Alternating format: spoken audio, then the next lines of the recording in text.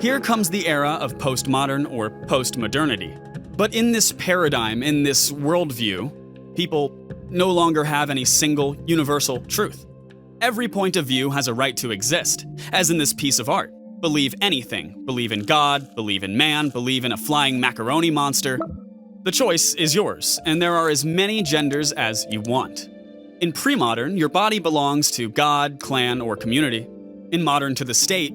But in postmodern, you are the master of your own body.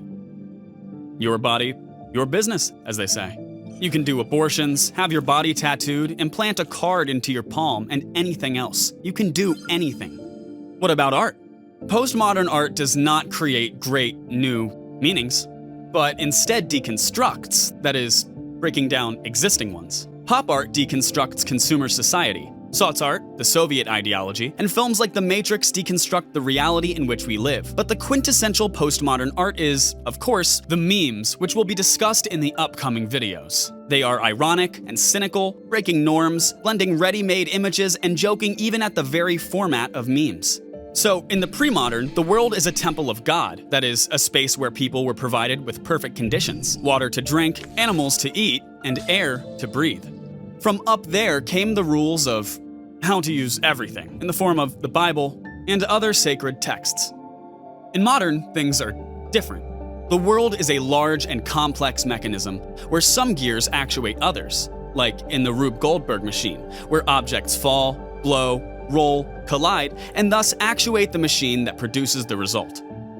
It was believed that science would help us discover how each of the gears worked, and thus understand how the entire mechanism, the entire planet, the entire universe works.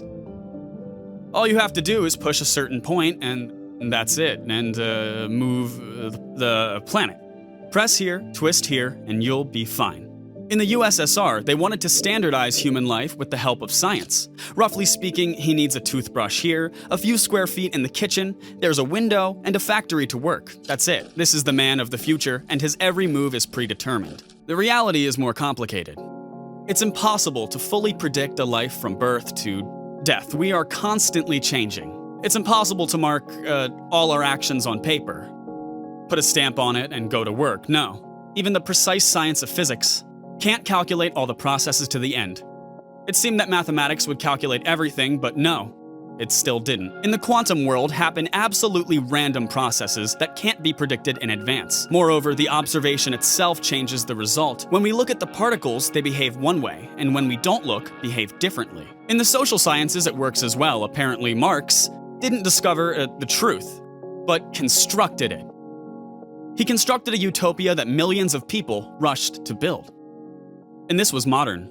And in the postmodern, we realized that a single truth does not exist. The entire world is a text. What does that mean? It means that the world is a set of ideas and symbols that construct our reality. And there is no one idea. No one universal dream that can apply to everyone. Yeah, okay, let's go. Because all countries and all religions live in their symbols and images. Well, Americans have one worldview, the Chinese have another view, and Muslims have a third. We've invented the American dream, where everyone has a house in the suburbs and a few cars. And lots of Americans began to live like that. Another example, Coca-Cola invented the image of Christmas, and Chinese cities turned into factories for the production of gifts and decorations. Now the holiday smells not of pine and pastries, but of paint and quick-drying glue. In postmodern, not religion nor science creates new meanings, but art. We try on the images we've seen on TV or on the internet. Watching Friends, you realize that it's possible to rent an apartment with your friends and they'll be your new family. We watch Sex and the City and realize that sex can be discussed and joked about. The series Euphoria made more and more teenagers think about their identity and put on glitter. We worry about the characters' relationships more than about our own because we need to build our own relationships according to their model. The whole world is a text for us, an artwork, and we play a part in it.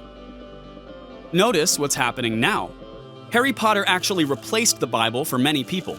They search for an analogy to reality there, as if all this battle between good and evil had already occurred in the book.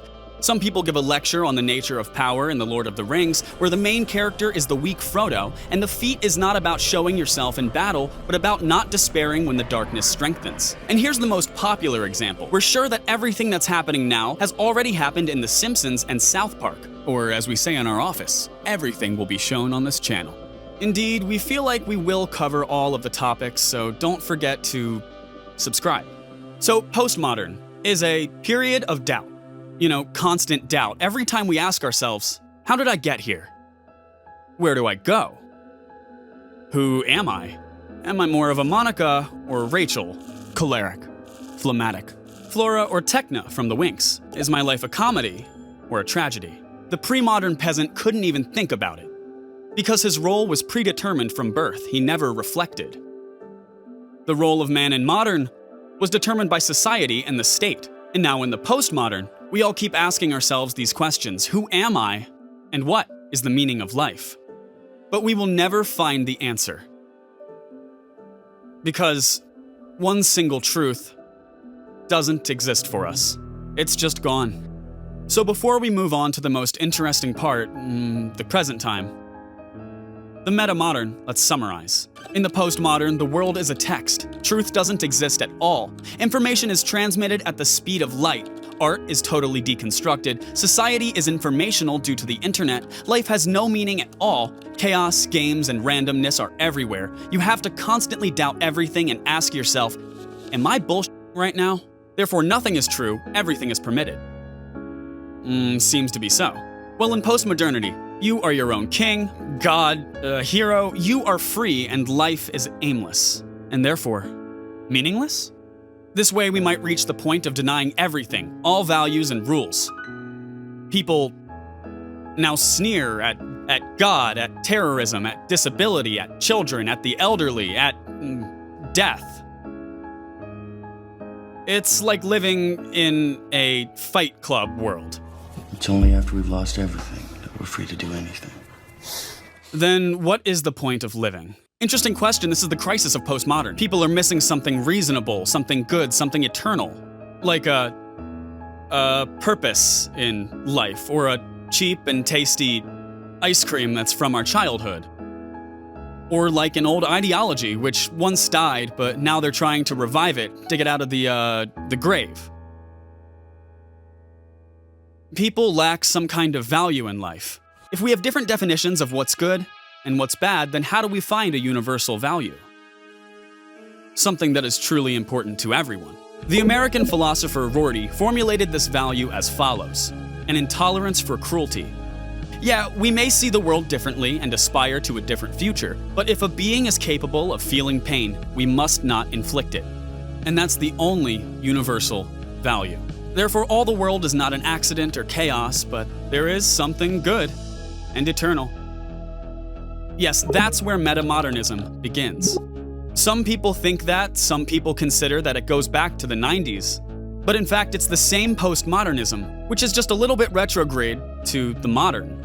So it turns out that you can make jokes and make ironies about whatever you want. But there are important, serious values that are good to aspire to.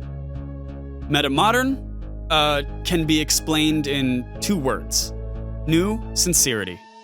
Wes Anderson's Moonrise Kingdom is full of naive scenes, irony, and humor, but all this humor is served with a serious face. Children, unlike cynical adults, genuinely love each other, trying to build their own personal paradise, and we sympathize with them without any irony. And even modern cartoons like Adventure Time and Gravity Falls, though filled with sci-fi, tell a story of sincere friendship and sincere love. Earlier people might say, "Are you a loser to feel ashamed? Feelings are nothing. Be a man." Men don't cry. Now it's, "I'm a loser, but I'm free. I ain't ashamed to be sincere. I feel, therefore, I exist." It's like the meme, "I'm cringe, but I'm free." Your playlist might contain tracks by Little Big, a part of a Broadway musical, and a Linkin Park throat-singing cover. And you have the right to enjoy each of them. In postmodern, you could say, what a wonderful movie. I even puked at the end because it was disgusting. Sounds sincere, but in fact it's another layer of irony. But in metamodern, you can be completely sincere and say, what a load of crap I just saw. but I liked it. Is there more? The Room was voted the worst movie of all time, which is why millions of people watch it every year. Yes, it sucks, but it's awesome. So bad, it's even good. See for yourself, since shameful pleasure is no longer shameful. Only violence is shameful. In any case, the metamodern is a new development of the postmodern. And its ideas can be shortened as follows.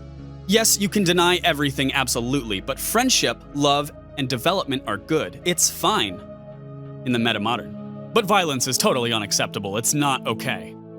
And while boomers accuse the TikTok generation of having nothing sacred, the Zoomers call for a radical rejection of violence, spreading videos on how to recognize domestic abuse and how to confront it on TikTok itself. Now, notice, it's hard to argue with parents about the humor of human rights and the acceptability of violence, right? Right. It's because many of them are people of a modern, who are willing to defend their truth, who believe in a single truth, norms, and values.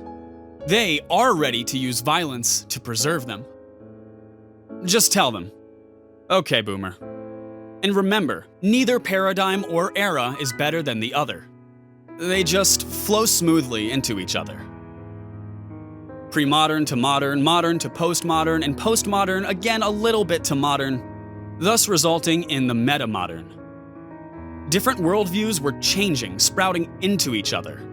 Rational thinking didn't supplant mystical one. Rather, they existed simultaneously. The development of science in the 19th century didn't hinder the growing popularity of spiritualistic seances, instead the latter. I mean, all this magic was explained in a new way. For example, electricity, which was popular at the time. Electricity is in the air, so the spirit appears in the air due to electricity. Spirit comes from electricity. Throughout this video, we talked mostly about Western culture, which has developed a little faster in social paradigms.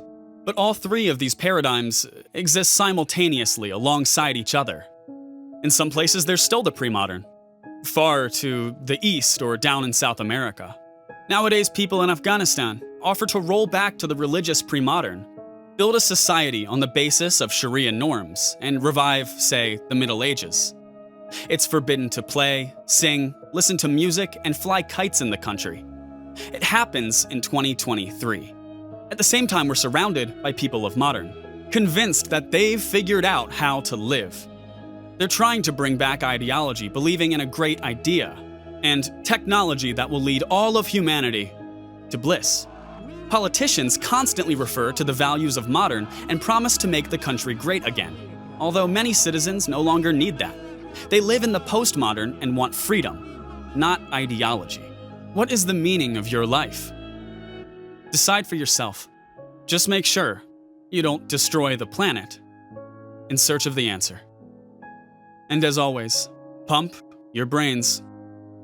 Bye.